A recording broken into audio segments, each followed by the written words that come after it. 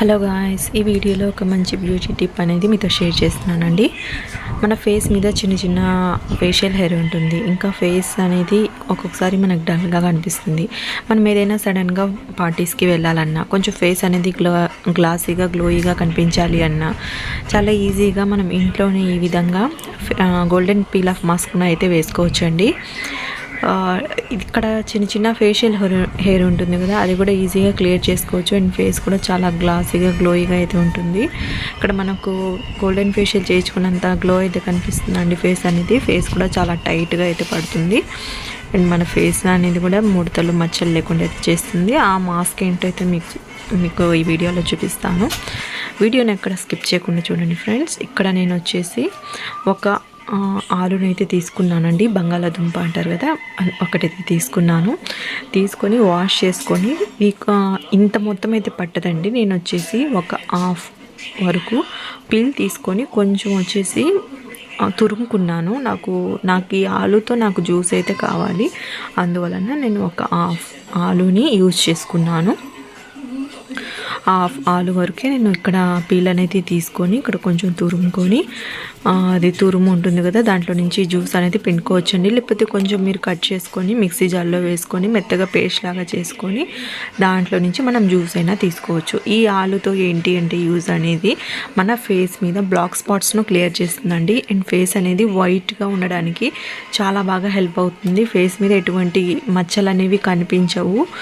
ఈ ఆలు అనేది మనకు చాలా అయితే యూజ్ అయితే అవుతుంది. ఈ విధంగా మనము ఆలు తురుము అనేది చేసుకున్న తర్వాత ఒక స్ట్రైనర్లో వేసుకొని కొంచెం జ్యూస్ అనేది పిండుకోవాలండి. నాకు ఒక హాఫ్ ఆలుకి ఇంత జ్యూస్ అయితే వచ్చింది. ఇప్పుడు ఈ జ్యూస్తో ఈ రెమెడీ అనేది నేను తయారు చేస్తున్నాను. ఇప్పుడు వేరొక ప్లేట్ అయితే తీసుకొని ప్లేట్లోకి కొంచెం టర్మరిక్ అయితే వేసుకోవాలి. అదే పసుపు అండి. ఇక్కడ నేను కస్తూరి పసుపు అనేది యూజ్ చేస్తున్నాను.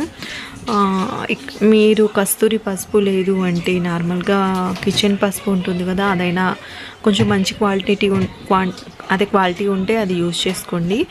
అది కొంచెం వేసుకున్న తర్వాత నెక్స్ట్ ఇక్కడ కొంచెం నేను ఇక్కడ ఆలు జ్యూస్ ఉంది కదా, అది వేసుకున్నానండి.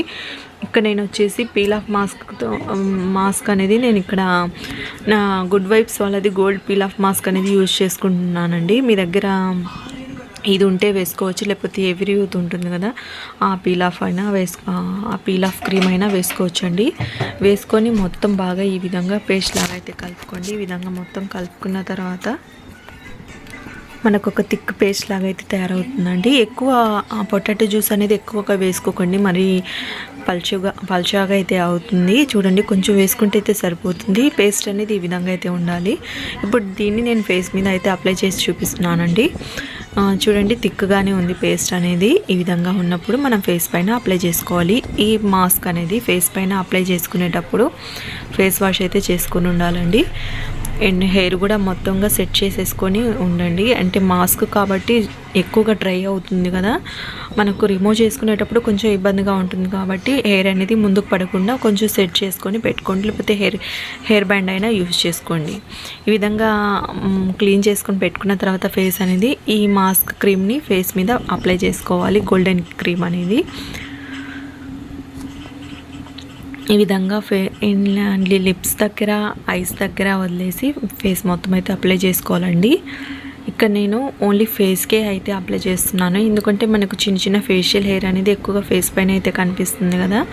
అండ్ ఫేస్ కూడా మనకు ఎక్కడికైనా పార్టీకి వెళ్ళాలనుకుంటే మన ఫేస్ అనేది కొంచెం గ్లోయిగా కనిపించాలి అంటే ఈ విధంగా మనము ఫేస్ పైన ఈ మాస్క్ అనేది వేసుకున్నాం అనుకోండి, మనకు ఇన్స్టెంట్ గ్లో అనేది కనిపిస్తుంది.